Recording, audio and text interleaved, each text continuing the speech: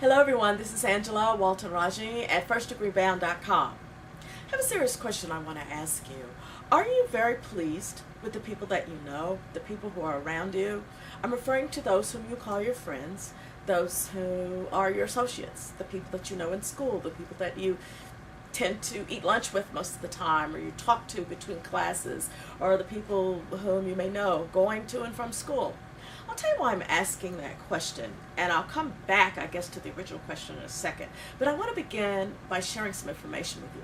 First of all, I want you to imagine a situation where if you are a young man, and you are a young man who lives on the north side of town, and you have never met other young men from the north side of town. You met other young men from the south side of town, from out of town, from other cities, other states, other communities, but you never met a young person your age from the same part of town, same neighborhood, same community, who was just similar to you.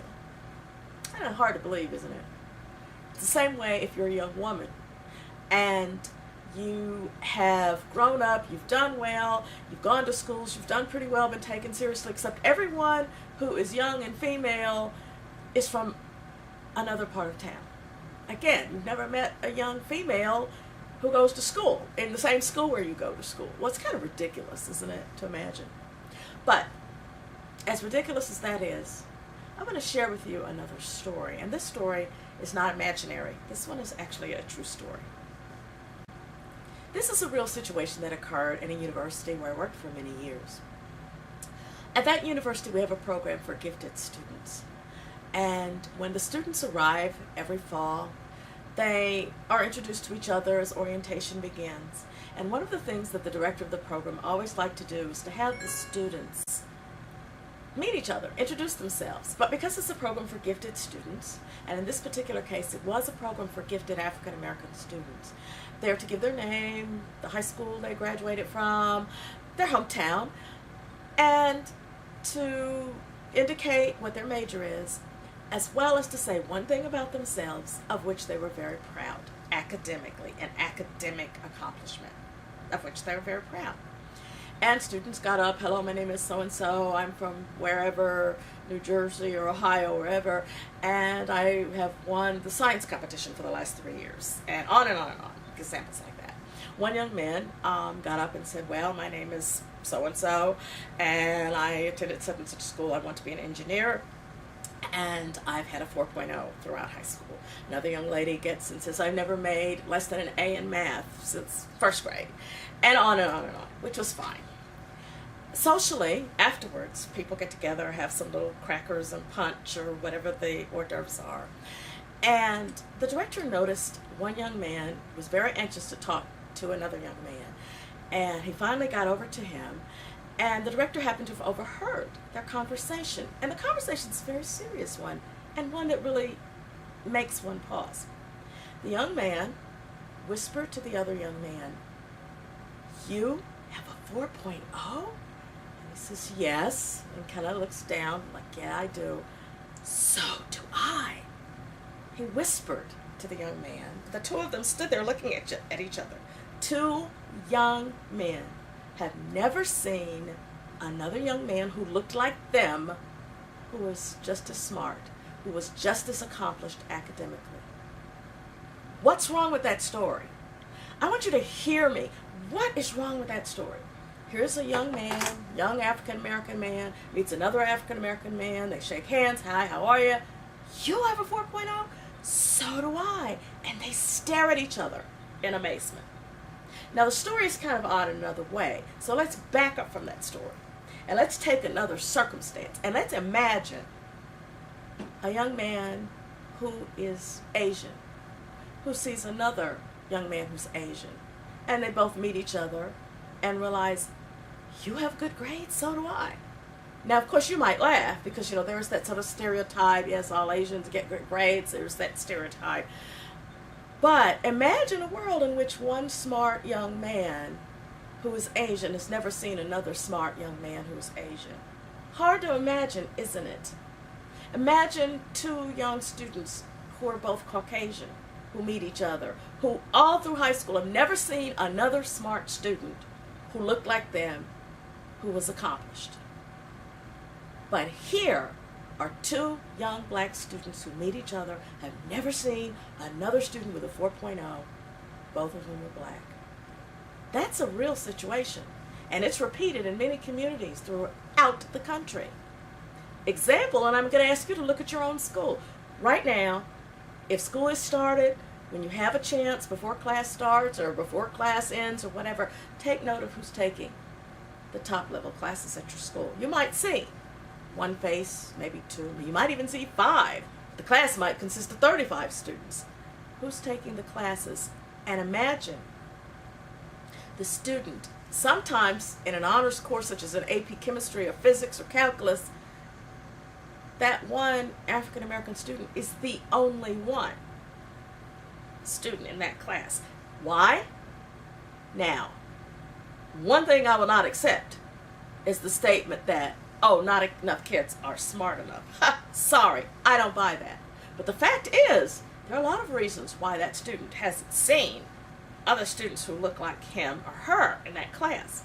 Some, it can be said, could be by design.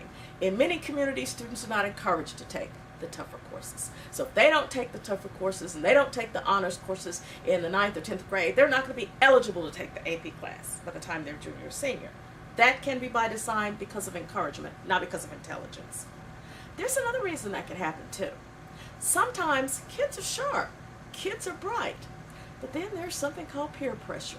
The peer pressure to not appear intelligent, the peer pressure to be a nerd. What was one of the most popular TV programs 10 or 15 years ago? It was the one with the little nerdy kid with the big glasses, the Urkel thing. I think it was called Urkel or Family something or other. Doesn't matter what it was called. The kid who was smart and intelligent was the laughable character. Laughable character. He was to be mocked. It was, haha, smart black kid, let's laugh at this. Really? Well, what is the end result of that? Some young people, sadly, dumb down. And I can do a whole thing later about dumbing down, but some of that can be self-selected. The student who's bright in 7th, 8th, 9th grade, encouraged, oh, you can take the honors class. But outside of class, that student is going to be told by his peers, why do you want to take that class? Oh, you think you're better than the rest of us. Oh, you think that you're not what you are. And what the heck does that mean? What you are is bright. What you are is intelligent. What you are is serious. And what you are is a person who's going to take charge of your own education. And some person in the corridor should not be the person who's going to influence you enough that you're not going to challenge yourself, that you're not going to take an honors course just so for, 20 minutes in the lunchroom, someone won't say, oh, you're just trying to be smart. Yes, you are. This is your future. Don't dumb yourself down. Don't pre-select your own self out of courses that will challenge you, out of courses that are going to propel you, out of courses that may eventually save you money as you go through college, that will eventually get you on a different career path that will have an effect for the rest of your life, including your wage earning capabilities. All of these little things, like how you respond to someone who says, oh, you're trying to be one of them, you're not one of us, and so you dumb down. So, no, I'm not going to take that honors course. And you find yourself deciding to opt out. And when you're opting out of your own future. And I really want you to think about it. The situation in which those two students met each other and found themselves staring at each other like, wow, but you look like me. They came from 2 different states, 2 different high schools, 2 different school systems, and had never seen anyone just as smart as they are who looked like them. What is wrong with that picture? A whole lot is wrong with that picture. A whole lot is wrong with that picture. But you do have a little bit of control. No, you can't just say, hey, mom, dad, let's pack up and let's move to another community where everybody's serious about school. You can't do that. But you can still make certain decisions yourself. you can make certain promises to yourself that no one in the corridor, no one at the lunch table, no one standing outside of school who's making snide remarks in between classes. You have some choices to make. Who are your friends? Are your friends people who enrich your lives? Are your friends other individuals who like to read, who like to learn? If you find yourself as a private, secret learner, ask yourself why. And are these truly friends that you want to have? You can make friends with strangers on Facebook. Are these people who are enriching you? You know, there are a lot of intelligent people in social networks, but are you using the social networks for social interaction or for intellectual stimulation?